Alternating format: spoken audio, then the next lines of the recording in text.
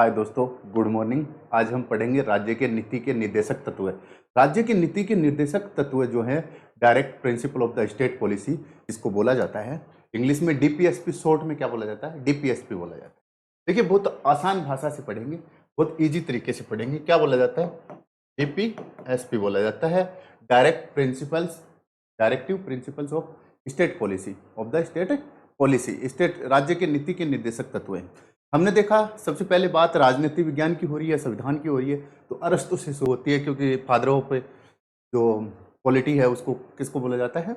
आप अरस्तु को बोलोगे। अरस्तु अरस्तु ने कहा कि कोई भी जो चीज है या कोई भी जगह है या कोई भी क्षेत्र है या कोई एक देश है, तो एक देश का जो आप देखते हो कि वो देश का मतलब अस्तित्व कब होता है, उसका अस्तित्व के लिए उन्होंने कहा कि सबसे पहले एक निश्चित भूभाग होना चाहिए, उसके पास एक जमीन होनी चाहिए। ऐसे नहीं कि हवा में राज्य बन गया, ऐसा नहीं बनता। राज्य देश को बोला गया, पॉलिटिक्स साइंस में मैंने बताया बार बार। तो क्या बोला है कि निश्चित भूभाग हो,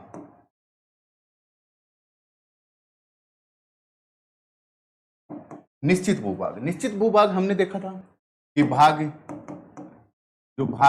एक है ना, भाग एक जो है उसके अंदर राज्य और उसका संघराज्य क्षेत्र दे रखे हैं, तो निश्चित भूभाग हो गया। दूसरे में उन्होंने कहा कि नागरिक मतलब जनसंख्या होनी चाहिए। जनसंख्या बताया था कि जनसंख्या जो है वो होनी चाहिए, तो जनसंख्या होनी चाहिए। जनसंख्या के लिए हमने क्या बोल दिया? नागरिकता बोल दी। जनसंख्या को हमने क्या बोला? नागरिकता बोल दी। नागरिकता बोल दी, और नागरिकता के साथ साथ क्या कर दिया हमने? इनको अधिकार और दे दिए कि भाई जनसंख्या जो है इसको क्या बोल दिया हमने? नागरिक बोल दिया। नागरिक जो है अपने मूल संविधान जो है उसके अंदर भाग 2 में है। भाग 2 में क्या है? नागरिकता है। ठीक है, इस नागरिकता को इन नागरिक लोगों को क्या दे दिया हमने? जीने के लिए अधिकार दे दिए। अधिकार दे दिए, कुछ अधिकार तो तुरंत दे दिए गए, कुछ डांट लिए गए जिनको डीपीएसपी बोला गया है। कुछ कर्तव्य, हमारे भी कर्तव्य दे दिए, कुछ राज्य के कर्तव्य दे दिए और कुछ राज्य के विरुद्ध दे दिए। इन बातों को देखते हैं। हमने देखा जनसंख्या को फिर क्या दे दिया हमने? फंडामेंटल राइट दे दिया। ये किस में दे दिया? भाग 3 के अंदर फंडामेंटल राइट्स दे दिया। कहाँ से लिया था? अमेरिका से लिया गया था। भारतीय संविधान का मैग्ना कार्टा बोला जाता है। फिर आगे डीपीएसपी। डीपीएसपी किस में दे दिया? भाग 4 के अंदर हमने डीपीएसपी दे दिया। मतलब मूल अधिकार, मौलिक अधिकार कैसे हैं कि न तो कोई व्यक्ति आपसे छीन सकता और न ही राज्य छीन सकता। ये इनकी सख्त जरूरत थी। ये क्या थी? सख्त जरूरत थी, और ये भी आपके अधिकार हैं। और आगे बात होती है फंडामेंटल ड्यूटीज की, है ना, 4 का, ये भी आपके अधिकार है। ये तीनों आपके अधिकार हैं, मानव अधिकार हैं ये। ठीक है, इन मानव अधिकारों में क्या होता है कि फंडामेंटल राइट्स जो हैं वो आपको राज्य के खिलाफ मिले होते हैं। इनकी बहुत ज्यादा जरूरत थी। इनकी ज्यादा जरूरत थी तो इनको क्या कर दिया? वाद योग्य बना दिया। वाद योग्य बना दिया, इनको काट पीट के क्या कर दिया? वाद योग्य बना दिया कि भाई इनका हनन होते ही, क्योंकि उस टाइम पे देश की आर्थिक स्थिति कमजोर थी। और जो डीपीएसपी में जो बातें बोली गई हैं, सामाजिक और आर्थिक कल्याण की बातें बोली गई हैं, सामाजिक आर्थिक विकास की बातें बोली गई हैं, उस टाइम पे हमारे पास वो कंडीशन नहीं थी। तो संविधान निर्माताओं ने कितना आगे का सोचा उन्होंने कि धीरे धीरे हम पढ़ेंगे कि डीपीएसपी में कौन कौन से नीति निर्देशक तत्व हैं जिनका क्रियान्वयन हो चुका है। क्वेश्चन बनता है। दूसरा, ये इंटरव्यू तक आपको परेशान करेगा। उसके बाद यदि आप अफसर से रिटायर होके किसी पार्टी को ज्वाइन करते हो, मंत्री बनते हो, तो भी आपको ये क्या है कि सबसे पहले इन्हीं के आधार पे आपको नीतियां बनानी पड़ेंगी। ठीक है, आगे देखिए डीपीएसपी। डीपीएसपी भी आपके अधिकारी हैं। बस ये राज्य के निर्देश, राज्य को निर्देश दिया गया है कि आपको ये जनता के लिए ये अधिकार आपको देने पड़ेंगे। जनता को ये अधिकार आपको देने पड़ेंगे। इसलिए इसको वाद योग्य नहीं बनाया गया। नहीं, क्यों नहीं बनाया गया? क्योंकि इसके साथ कारण ये था कि हर आदमी को आजीविका का साधन दो। तो उस टाइम पे जरूर इतनी पूर्ति नहीं हो रही थी आजीविका, तो इस मामले में कोर्ट में केस चले जाते यदि वाद योग्य बना देते थे। तो इसलिए इसको वाद योग्य नहीं बनाया गया। ठीक है, इस मामले को लेके वाद योग्य 2 चीजें नहीं हैं, जो एक तो प्रस्तावना है और दूसरा डीपीएसपी है, जिसके आधार पर आप न्यायालय में नहीं जा सकते। तीसरा देखिए, फिर इसमें यह भी देखेंगे कि किन किन डीपीएसपी के ऊपर वाद लाया जा सकता है, वो मामला भी अपन देखेंगे। चौथा है, ये किसके कर्तव्य हैं? ये है राज्य के कर्तव्य। राज्य के कर्तव्य क्या बोला गया? निर्देशक हैं, राज्य को निर्देश दिए गए, राज्य को निर्देश दिया गया है कि वो अपनी कोई भी नीति बनाए तो इन चीजों को शामिल किया जाए, इन्हीं के आधार पर नीतियां बनाई जाए। जैसे मान लो देश का प्रधानमंत्री मुझे बना देते हैं, तो मैं सबसे पहले इन्हीं का उल्लेख करूंगा, देखूंगा कि इसमें क्या क्या चीजें हैं, उन्हीं चीजों को जो नहीं अप्लाई हुई है उनको अप्लाई करने की कोशिश करेंगे, है ना। आगे ड्यूटीज का, फंडामेंटल ड्यूटीज, राज्य के तो ये कर्तव्य हो गए। अब आप नागरिक हो, आपसे मिलके ही तो राज्य बना है, तो आप नागरिक हो तो आपके लिए भी क्या है, ये आपके कर्तव्य हैं। किसके हैं? आपके कर्तव्य हैं, मतलब नागरिकों के कर्तव्य हैं, बस ये आपके अधिकार दिए गए हैं। अब फंडामेंटल राइट्स हमने पढ़ लिया, प्री मेंस दोनों के विजन से पढ़ लिया, इंटरव्यू विजन से भी देख लिया। आगे देख लेते हैं डीपीएसपी। डीपीएसपी से हमेशा फैक्चुअल डाटा से क्वेश्चन आते हैं, या तो मैच करना आ जाएगा या फिर डायरेक्ट पूछ लिया जाएगा इस आर्टिकल में क्या लिखा गया। बिल्कुल, क्योंकि ये जो है अपने लक्ष्य हैं, ये संविधान के लक्ष्य हैं। क्या है? संविधान के लक्ष्य, ये हमारे लक्ष्य हैं, इसलिए इनको बार बार पूछा जाता है और लाजमी भी है यहाँ से क्वेश्चन पूछा जाना। अब एक एक डीपीएसपी को देखते हैं कि डीपीएसपी के बारे में पहले तो मौलिक बातें करते हैं, ठीक है, मौलिक बातें करते हैं। देखिए डीपीएसपी, सबसे पहले बात होती है कि ये संविधान में कहाँ पे है, तो ये संविधान में आपके भाग 4 में, और अनुच्छेद की बात करते हैं तो 36 से 51 तक है, अनुच्छेद 36 से 51 तक है। दूसरी बात, ये लिए कहाँ से गए, लिए कहाँ से गए, तो ये लिए गए आयरलैंड के संविधान से। ये आप फंडामेंटल राइट्स और उनके जो अंतर पूछा जाए उसमें भी आप लिख सकते हो, बहुत आसान भाषा लिखनी है, ठीक है, उसी के नंबर अच्छे मिलते हैं। आयरलैंड से लिए गए हैं, ठीक है, आयरलैंड से लिए गए हैं नीति निर्देशक तत्व, वहां पे भी क्या है, ये परिवर्तनीय नहीं है।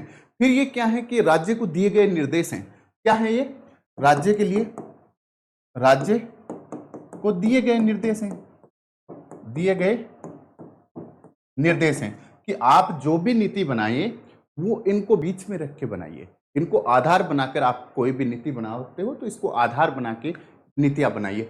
दूसरी बात, ये ऐच्छिक भी हैं, ऐच्छिक हैं, ये राज्य चाहे तो इनको नीतियों के अंदर जोड़ सकता है, राज्य चाहे तो नहीं जोड़ सकता, ये ऐच्छिक भी हैं। दूसरी बात, यह वाद योग्य नहीं है, वाद योग्य नहीं है, मतलब इनका यदि आपका डीपीएसपी का उल्लंघन होता है कहीं पर भी तो आप सुप्रीम कोर्ट और हाई कोर्ट के अंदर वाद नहीं ला सकते, परिवर्तनीय नहीं है, ये न्यायालय इनको परिवर्तित नहीं करवा सकता, ठीक है। वाद योग्य नहीं है, क्यों नहीं बनाया गया वाद योग्य?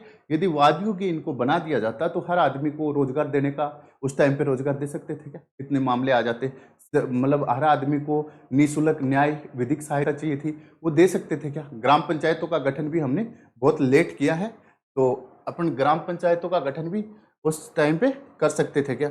तो इस टाइप से देखना पड़ता है कि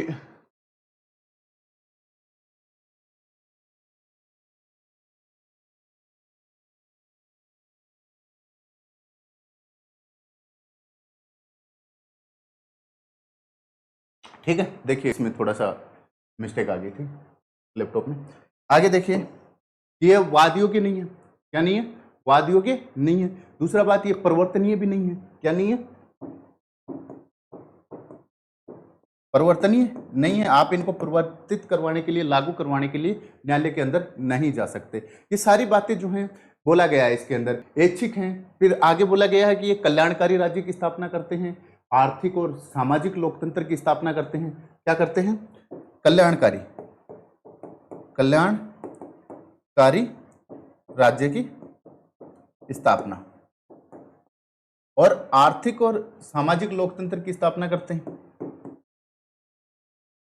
आर्थिक व सामाजिक लोकतंत्र की स्थापना। आर्थिक और सामाजिक लोकतंत्र की क्या करते हैं? ये स्थापना करते हैं, ठीक है। तो ये हो गए इनकी बेसिक चीजें।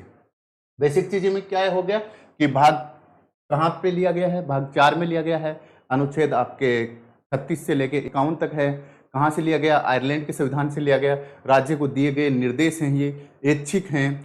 फिर वाद योग्य नहीं है, वाद योग्य नहीं है, परिवर्तनीय नहीं है, कल्याणकारी राज्य की स्थापना करते हैं, आर्थिक और सामाजिक लोकतंत्र की क्या करते हैं? स्थापना करते हैं।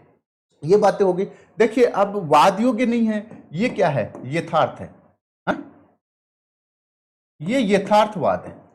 ये यथार्थ वास्तविक कंडीशन तो ये है कि आप इसके लेके कोर्ट में नहीं जा सकते, लेकिन ये परिवर्तनीय नहीं है। कल्याणकारी राज्य की स्थापना करेंगे तो ये कल्याणकारी राज्य की स्थापना करेंगे तो ये क्या हो गया, आदर्शवादी हो गया। आदर्शवादी, आदर्शवादी का मतलब क्या होता है कि धरातल पे कुछ और होता है और आदमी चाहता है, सपनों की जो दुनिया होती है उसको आदर्शवादी बोला गया है। ठीक है, ये बात होगी। अब देखते हैं कि इसके बारे में किसने क्या क्या कहा है। इसके बारे में किसने क्या कहा। सबसे पहले तो अंबेडकर साहब ने संविधान लिखा था, तो उन्होंने क्या कहा, चमत्कारी वस्तु कहा था कि ये जो है इस टाइप से मूल अधिकारों से अलग होकर एक निर्देशक तत्व जो हैं वो इस हिसाब से बन गए कि ये अनोखी विशेषता है। क्या बोला था कि ये अनोखी विशेषता है, यूनिक फैक्टर्स बोला था। तो सबसे पहले अनोखी विशेषता किसने बनाया था, विशेषता कभी कभी पूछ लिया जाता है कि डीपीएसपी को अनोखी विशेषता किसने कहा था, तो डॉक्टर अंबेडकर साहब ने कहा था। अंबेडकर साहब को अंबेडकर साहब ने क्या कहा था कि ये अनोखी विशेषता है। जो आपके अनोखी विशेषता क्यों है, क्योंकि ये मूल अधिकारों से अलग होके क्या हो गया था, एक अलग डीपीएसपी जो राज्य के आगे के लिए बन गए थे। संविधान की आत्मा कहा है, किसने कहा है, जी ऑस्टिन ने कहा है। संविधान की आत्मा, संविधान की आत्मा, आत्मा या संविधान की अंतरात्मा भी कह सकते हो, तो ये किसने कहा है, जी ऑस्टिन ने कहा है। जी ऑस्टिन, जी ऑस्टिन देखिए अमेरिकन है, इनको 2011 में पद्मश्री भी नवाजा गया था क्योंकि इन्होंने भारतीय संविधान के बारे में 2014 में तो इनकी मृत्यु हो गई थी। तो अनोखी विशेषता डॉक्टर अंबेडकर ने बताया था, संविधान की आत्मा किसने बताया था, आपके जी ऑस्टिन ने बताया था। एक सच्चा कूड़ादान और बताया है, क्या बताया है कि ये क्या है, सच्चा कूड़ादान है। सच्चा कूड़ादान, सच्चा कूड़ादान, ये आपको पता है टीटी कृष्ण माचरी ने बताया था। किसने बताया था, टी कृष्ण माचरी। ये वही है जो संविधान सभा के अंदर डीपी खेतान की जगह लेते हैं, टी कृष्ण माचरी। कृष्ण माचरी ने क्या बताया था कि ये क्या है, सच्चा कूड़ादान है। इसको क्या बताया था, सच्चा कूड़ादान है। आगे देखिए, एक केटी शाह है, केटी शाह ने कहा कि ऐसा चेक जिसका भुगतान बैंक की इच्छा पे छोड़ दिया गया है। क्या बोला गया है, ऐसा चेक है, ऐसा चेक जिसका भुगतान बैंक की इच्छा पे छोड़ दिया, बैंक की इच्छा पर छोड़ दिया। ये किसने कहा, केटी शाह ने कहा। देखिए बात तो इनकी भी सही है, केटी शाह ने बिल्कुल कहना जरूरी था कि भाई जैसे जैसे आपके पास पैसे आते जाएंगे वैसे वैसे क्या करना, आप इनको लागू करते जाना। ठीक है, ये बातें हो गई। यहां से क्वेश्चन बहुत बार रिपीट होते हैं, पीटी के क्वेश्चन मैक्सिमम मेंस में लिखने के लिए भी यहां से की पॉइंट आपके पूरे काम में हो जाते हैं। ठीक है, अब देखते हैं इनका आर्टिकल वाइज।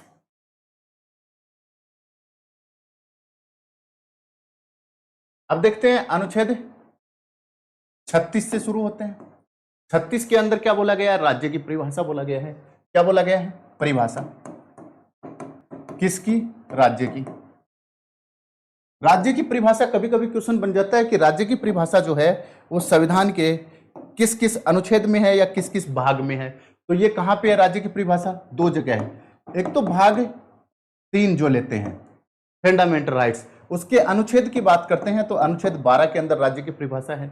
आगे बोला कि वही परिभाषा यहाँ पे होगी। ये किस में है, भाग 4 की बात करते हैं डीपीएसपी में, डीपीएसपी में, और अनुच्छेद कितने में है, 36 के अंदर है। तो ये क्या होगी, राज्य की परिभाषा होगी। राज्य की परिभाषा में केंद्र सरकार, राज्य सरकार, उनके जो भी ऑफिस वगैरह जो होते हैं वो स्थानीय सरकार, एक्सटर्नल और इंटरनल जो भी अधिकारी प्राधिकरण जो काम करते हैं वो, या फिर 1% से ज्यादा जिस भी काम में सरकार की हिस्सेदारी है उनको क्या बोला गया है, राज्य बोला गया है। ठीक है, तो ये आपका क्या हो गया, राज्य की परिभाषा के अंदर आ गया। ठीक है, ये अनुच्छेद आपका 36 है। आगे देखिए अनुच्छेद 37, अनुच्छेद 37, अनुच्छेद 37 जो है उसके अंदर क्या निकल के आता है। सबसे पहले अनुच्छेद 37 में बोला गया है कि यह परिवर्तनीय नहीं है। क्या है, अनुच्छेद 37 के अंदर क्या बोला गया है कि यह परिवर्तनीय नहीं है। क्या नहीं है, यह परिवर्तनीय नहीं है या वाद योग्य नहीं है। क्या बोला गया? वाद योग्य नहीं है। यहीं पे स्टार्टिंग में राज्य की परिभाषा देके पहली लाइन इन्होंने जोड़ दी कि यह परिवर्तनीय नहीं है। परिवर्तनीय नहीं है, आप इनका उल्लंघन पे कोर्ट में नहीं जा सकते। ठीक है, सरकार इनको लागू कर रही है कि नहीं कर रही, इस मामले में को लेके आप कोर्ट में नहीं जा सकते, ये परिवर्तनीय नहीं है। दूसरा, इन्होंने कहा कि ये मूलभूत है। मूलभूत है, मूलभूत का मतलब कि राज्य जो नीति निर्माण करेगा उसके अंदर इनकी सहायता लेगा, इनको लागू करने की कोशिश करेगा। राज्य की नीति निर्माण में सहायक है, राज्य के नीति निर्माण में सहायक है, इसलिए क्या बोला गया है? मूलभूत बोला गया है। ठीक है, ये परिवर्तनीय नहीं है। दूसरा, ये मूलभूत है। तीसरे की बात करते हैं तो तीसरा, ये नीति निर्माण के अंदर क्या है? सहायक है। तीसरा क्या है? नीति निर्माण में सहायक है। तो नीति निर्माण में क्या है? सहायक है। राज्य के नीति निर्माण के अंदर ये क्या है? सहायक है। देखिए, तीन बातें बोली गई अनुच्छेद 37 में। सबसे पहले क्या बोला? ये परिवर्तनीय नहीं है या वाद योग्य नहीं है। दूसरा, ये मूलभूत है, राज्य इनको लागू करने की कोशिश करेगा, क्योंकि ये निर्देश हैं राज्य के। क्या है? निर्देश हैं। नीति निर्देशक तत्व जो हैं वो राज्य के निर्देश हैं, इनको लागू करने की राज्य कोशिश करेगा। तो परिवर्तनीय नहीं है, वाद योग्य नहीं है, ये मूलभूत है, राज्य की नीति निर्माण के अंदर ये सहायक हैं और नीति निर्माण के अंदर ये सहायक हैं। तो यह मूलभूत में जोड़ दो, इसी में जोड़ दो। तीन शब्द, परिवर्तनीय नहीं है या वाद योग्य नहीं है, मूलभूत है, नीति निर्माण। बस इन तीनों को अंडरलाइन कर लो, बार बार देखोगे तो याद हो जाएगा। आगे देखिए, मेरे ख्याल से पहली बात तो क्लास में याद हो जाता है। अब आता है अपना अनुच्छेद 38।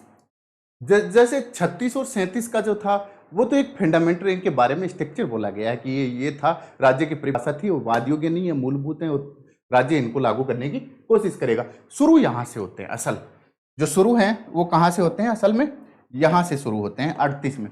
38 के अंदर क्या बोला गया है? इस दो पैरा बना दिए, इसके क्या बना दिए? 38 की दो बना दिए। नंबर एक 38(1), जिसको कै बोलेंगे या ए बोल सकते हैं, और 38 है जिसको बोल सकते हैं, या 38(2) जिसको बोल सकते हैं। सामाजिक, आर्थिक और राजनीतिक न्याय की बात करते हैं। पहले में क्या बात करते हैं कि सामाजिक, राज्य जो है ऐसी नीतियां बनाएगा जो सामाजिक, आर्थिक, राजनीतिक लोकतंत्र को बढ़ावा दे। क्या बोला है? बोला है सामाजिक, आर्थिक और राजनीतिक। राज्य का कर्तव्य होगा या राज्य ऐसी नीतियां बनाएगा, राज्य ऐसी नीतियां बनाएगा। राज्य क्या करेगा? सामाजिक, आर्थिक, राजनीतिक जो लोकतंत्र है उसको बढ़ावा दे, इस टाइप की सामाजिक, आर्थिक, राजनीतिक न्याय की बात की गई है। ये जो शब्द हैं सामाजिक, आर्थिक और राजनीतिक न्याय, ये तीनों के तीनों शब्द आपको और कहां देखने को मिलेंगे? और अपने को प्रस्तावना में मिलेंगे। यूपीएससी, आरपीएससी ने एक क्वेश्चन रिपीट कर दिया है बहुत बार कि आपके सामाजिक, आर्थिक और राजनीतिक न्याय जो हैं इनका उल्लेख कहां कहां किया गया है। तो डीपीएसपी में किया गया है और आपके प्रस्तावना के अंदर किया गया है। कहां कहां? डीपीएसपी और प्रस्तावना के अंदर। अब बोला गया है, ये कब जोड़ा गया था? ये 44वां कॉन्स्टिट्यूशन अमेंडमेंट एक्ट कब हुआ था? 1978 की बात है। 44वां कॉन्स्टिट्यूशन अमेंडमेंट एक्ट 1978 के अंदर इसको जोड़ा गया था। इसमें 4 शब्द जोड़े गए थे: आय, प्रतिष्ठा, सुविधा और अवसर। क्या क्या जोड़ा गया था? आय, प्रतिष्ठा, सुविधा और अवसर। राज्य ऐसी नीतियां बनाएगा, राज्य ऐसी नीतियां बनाएगा जिसमें आय, प्रतिष्ठा, सुविधा और अवसर की समानता हो या असमानता को दूर करे। असमानता जो है उसको क्या करे? दूर करे।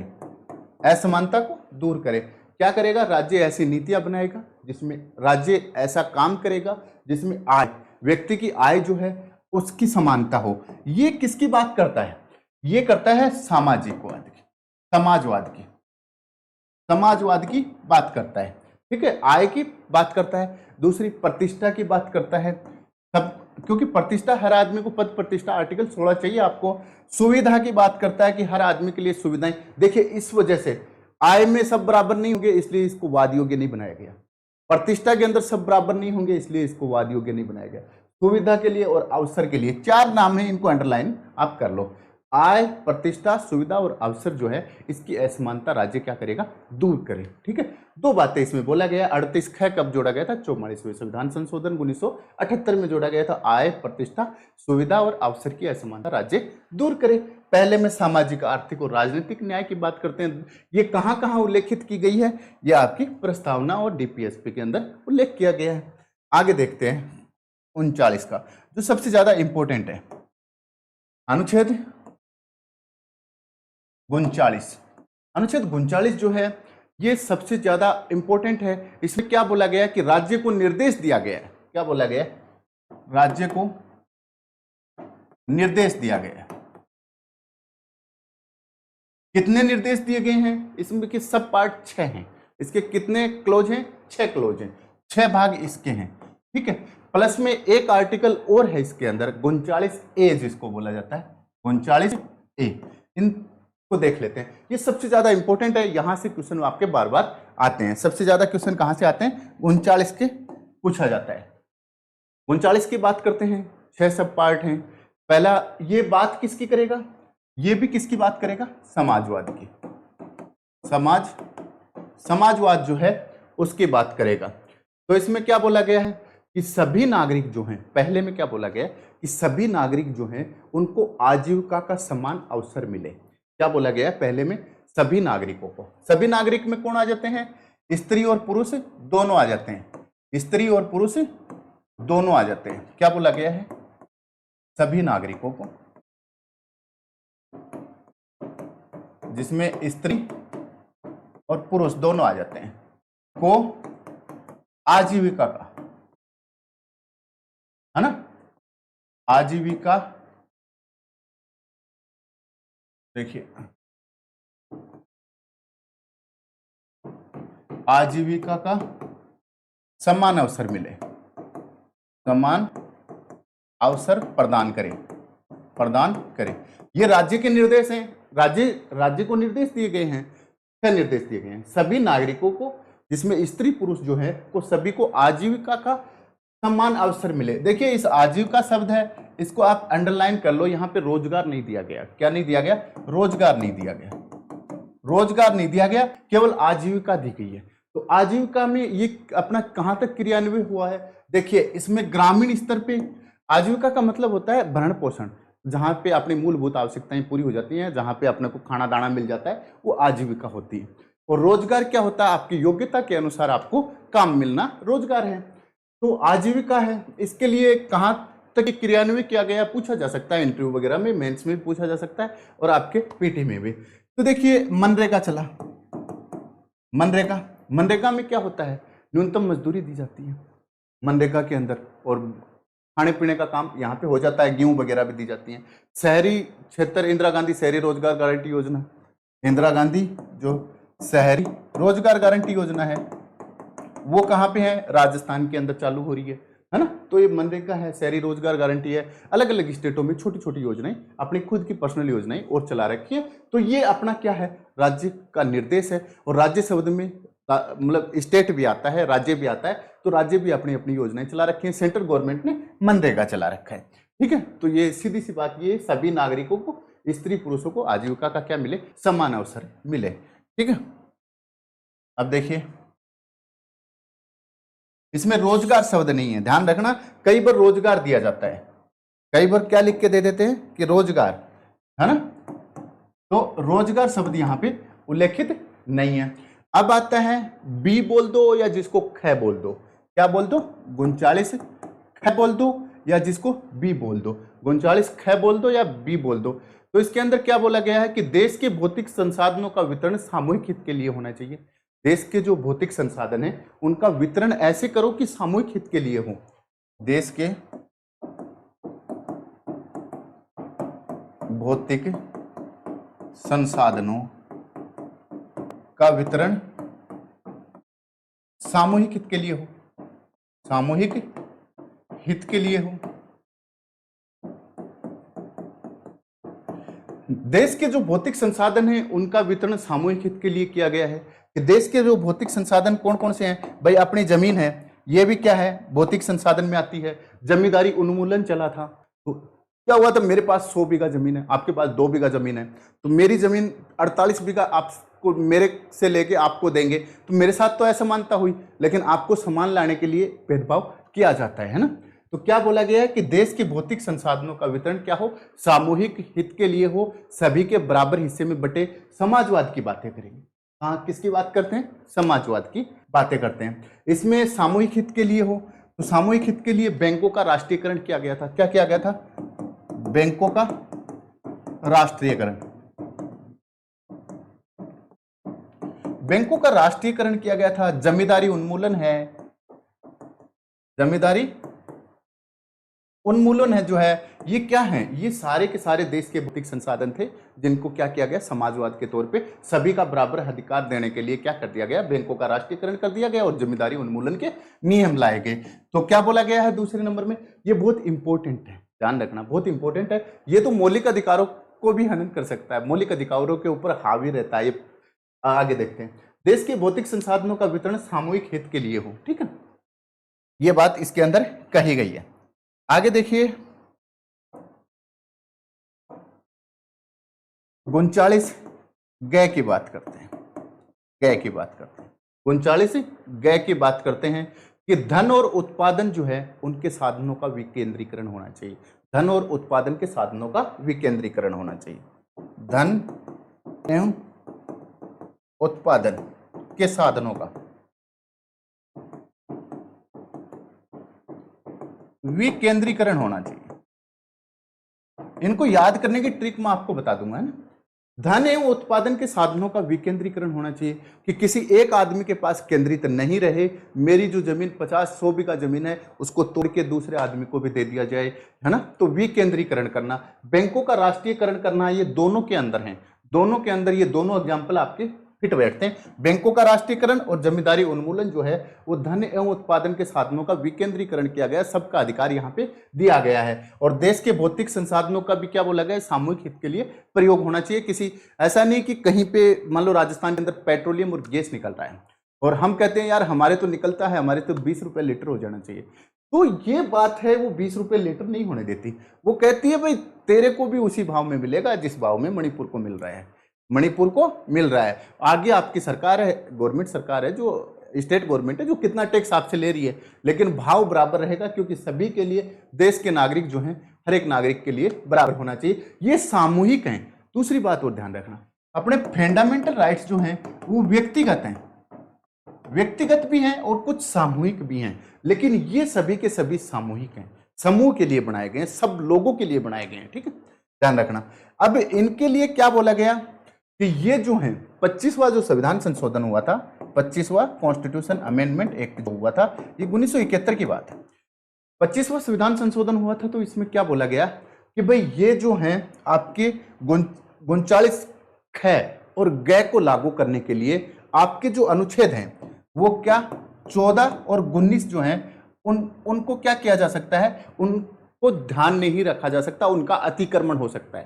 क्या हो सकता है, उनका अतिक्रमण हो सकता है ना, या उनका निलंबन हो सकता, मतलब अतिक्रमण हो सकता है। इसको लेके आप क्या नहीं जा सकते, न्यायालय के अंदर आप नहीं जा सकते, ठीक है। तो 25वें संविधान संशोधन में क्या बोला गया कि देश के भौतिक संसाधनों के लिए सामूहिक हित के लिए यदि राज्य काम कर रहा है तो उस मामले को लेके यदि आपका आर्टिकल 14 के अंदर समानता की बात की गई है और मेरी जमीन लेके दूसरे को दे दी तो मेरे साथ तो असमान होगी ना, समानता बनाने के लिए असमान करना पड़ता है ना, तो वहां पे आप नहीं जा सकते। आपकी जो स्वतंत्रताएं हैं उनका भी हनन होता है, तो आप इसके लिए भी नहीं जा सकते। किसमें बोला गया, इसके लिए इसको फिक्स करने के लिए क्या कर दिया इन्होंने, एक आर्टिकल और जोड़ दिया। क्या जोड़ दिया था, एक आर्टिकल और जोड़ दिया था, जिसका कौन सा जोड़ा था, 31C जोड़ा था। क्या जोड़ा था, 31C जोड़ दिया। 31C जोड़ के इन्होंने फिक्स कर दिया कि हाँ भाई ये 39B और C लागू करने के लिए आप क्या नहीं कर सकते, आर्टिकल 14 और 19 का उल्लंघन हो सकता है और वो वैध होगा, आप न्यायालय के अंदर नहीं जा सकते। ये बात इसके अंदर कही गई है। आगे देखिए 39D का देख लेते हैं। 39D, डी का मतलब डिपॉजिट होता है, दोनों लोगों को बराबर करना है। स्त्री और पुरुष जो हैं समान कार्य के लिए समान वेतन। क्या बोला गया, स्त्री और पुरुष जो हैं वो समान कार्य के लिए समान वेतन बोला गया। स्त्री और पुरुष दोनों को समान कार्य के लिए समान वेतन दिया जाए, समान वेतन दिया जाए। राज्य का यह कर्तव्य होगा कि वो स्त्री और पुरुष दोनों को समान कार्य के लिए समान वेतन दिया जाए। इसमें एक ट्रांसजेंडर शब्द और जोड़ देना चाहिए, क्योंकि उन लोगों को नौकरी मिलती है तो उनके लिए भी यहाँ पे स्त्री और पुरुष के आधार पे, लेकिन ये वाद योग्य तो है नहीं, इसलिए कोर्ट में नहीं जा सकते, तो ट्रांसजेंडर शब्द की जरूरत नहीं है। हो गया क्लियर? समान वेतन दिया जाए। जैसे मान लो एक टीचर है, दूसरी महिला भी एक टीचर है, सेम भर्ती हुए हैं, सेम काम कर रहे हैं, तो उनकी पेंशन क्या होनी चाहिए, पेमेंट क्या होनी चाहिए, बराबर होनी चाहिए। वहां पे कोई भेदभाव नहीं हो सकता, वहां पे कोई भी भेदभाव नहीं हो सकता। यहाँ पे एक मामला आया था 1982 में, एक मामला 1982 में रणधीर सिंह का आया था। किसका आया था? मामला था 1982 का, फरवरी की बात है, रणधीर सिंह का आया था।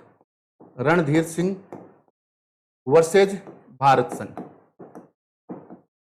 रणधीर सिंह वर्सेज भारत संघ के मामले में बोला गया था कि यदि इस टाइप का कोई मामला हो गया कि पुरुष को ज्यादा पेमेंट, पहले क्या होता था राजा महाराजाओं के टाइम पे, महिलाओं को रोजगार नहीं थे, घर से बाहर नहीं निकाला जाता था, चार दीवारी पेटीकोट प्रथा थी, चार दीवारी से बाहर नहीं निकाला जाता था, पर्दा प्रथा थी, है ना।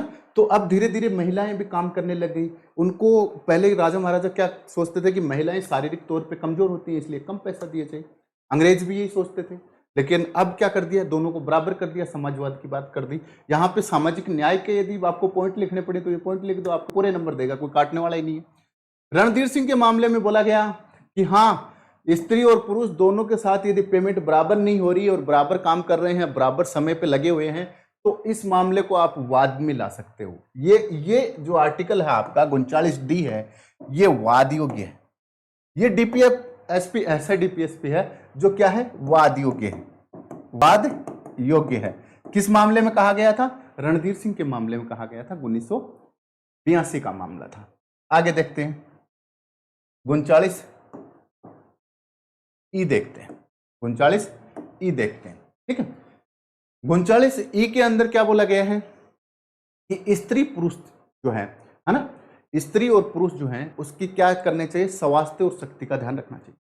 क्या बोला गया है 39 में, आर्टिकल 39E में क्या बोला गया? सबसे पहले बोला गया है कि स्त्री पुरुष है ना, इनका स्वास्थ्य और शक्ति, स्त्री पुरुष के स्वास्थ्य और शक्ति का ध्यान रखना है। जो बच्चा होता है उसकी सुकुमार आयु का कोई दुरुपयोग ना हो। क्या बोला गया है? तथा बच्चों की सुकुमार आयु का दुरुपयोग ना हो, दुरुपयोग नहीं हो। राज्य का यह कर्तव्य है कि स्त्री और पुरुष जो है उसकी स्वास्थ्य और शक्ति का भी ध्यान रखा जाएगा। स्वास्थ्य और शक्ति का ध्यान ऐसे रखा जाएगा, कोई बीमार आदमी को काम पे नहीं लगा सकते। शक्ति का, मेरा काम करने की क्षमता है 8 घंटे, मेरे से 20 घंटे काम करवा रहे हो, वो भी ध्यान रखा जाएगा, है ना, क्योंकि कल्याण की बात करते हैं, सामाजिक कल्याण की बात करते हैं। तथा बच्चों की सुकुमार आयु, उनका कोमलत्व जो होता है, जिसको बच्चा बोला जाता है, 14 साल से छोटे बच्चे, क्योंकि इन बच्चों को तो हम कहाँ डाल दिया, इन बच्चों को 2 जगह डाल दिया। कहाँ? डीपीएसपी। आगे देखेंगे डीपीएसपी में कहाँ पे डाल दिया, 45 में डाल दिया। और फंडामेंटल राइट्स में कहाँ पे डाल दिया, 21 कै में डाल दिया। तो यहाँ पे ये तो 6 से 14 साल डाल दिया, और 0 से 6 वाले हैं, ये हम करेंगे, ये हमने कर लिया, तो ये पा लिया, तो इसको मूल अधिकार में जोड़ दिया, ठीक है। तो बच्चों की सुकुमार आयु जो है उसका ध्यान रखा जाएगा, है ना, उसका कोई दुरुपयोग नहीं करे, और कोई ऐसा आर्थिक व्यवस्था का काम नहीं हो, मतलब आदमी पैसों के लिए काम करता है, तो कोई ऐसा आर्थिक व्यवस्था के लिए काम नहीं करवाया जाए जो उसकी शक्ति जो है ना, क्या बोला गया है, आर्थिक व्यवस्था के कारण शक्ति व क्षमता, क्या बोला गया है, है ना, शक्ति क्षमता, जिसको आयु भी बोल सकते हो आप, क्या बोला जाता है, आयु, है ना, तो आर्थिक व्यवस्था के कारण शक्ति, क्षमता या आयु के बाहर कार्य नहीं करवाए जाएं, नहीं करवाए जाएं। क्या बोला गया है इसके अंदर कि आर्थिक व्यवस्था पैसों की तंगी के कारण क्या करते हैं, ठेके लेते हैं, ज्यादा काम कर देते हैं। इस चीज को भी रोका गया है इसके अंदर कि यदि आपकी शक्ति है उस काम को करने की, उतना ही काम कीजिए, आपकी क्षमता है उतना ही काम कीजिए, आपकी आयु जितनी है उसी हिसाब से काम कीजिए, क्योंकि 14 साल से छोटे बच्चे हैं वो कहीं पर भी देश के अंदर काम नहीं कर सकते, केवल घरेलू काम के अंदर उनको लगाया जा सकता है। ठीक है, तो आर्थिक व्यवस्था के कारण भी आप काम नहीं कर सकते। इनको तोड़ तोड़ के पढ़ो, बहुत इजी तरीके से याद हो जाएंगे। जो बच्चे हैं, सुकुमार बच्चों की आयु है, स्वास्थ्य और शक्ति की बात की गई है ना। आर्थिक व्यवस्था के कारण शक्ति और आयु के बाहर कार्य नहीं होगा।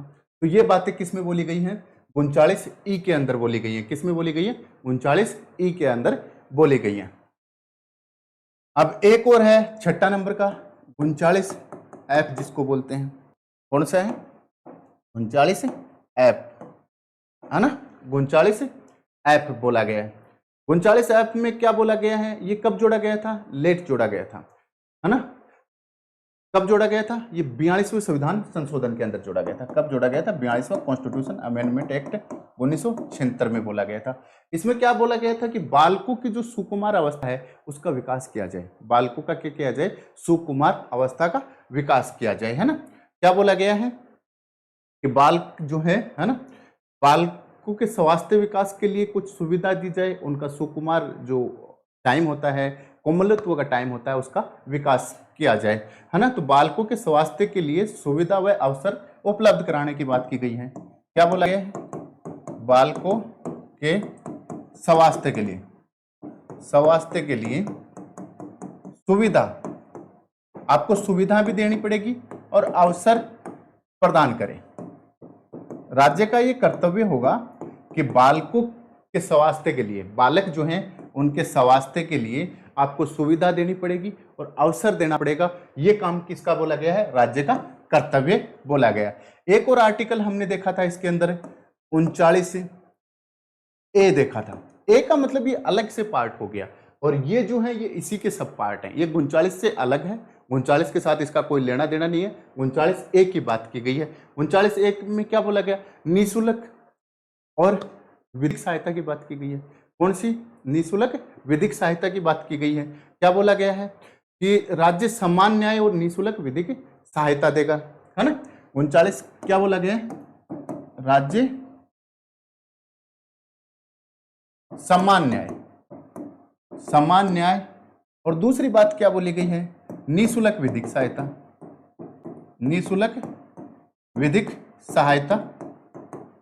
उपलब्ध कराएं।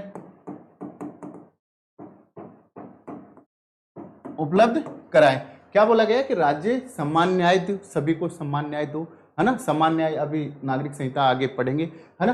तो राज्य बोला है कि सभी नागरिकों को क्या दिया जाए, समान न्याय दिया जाए।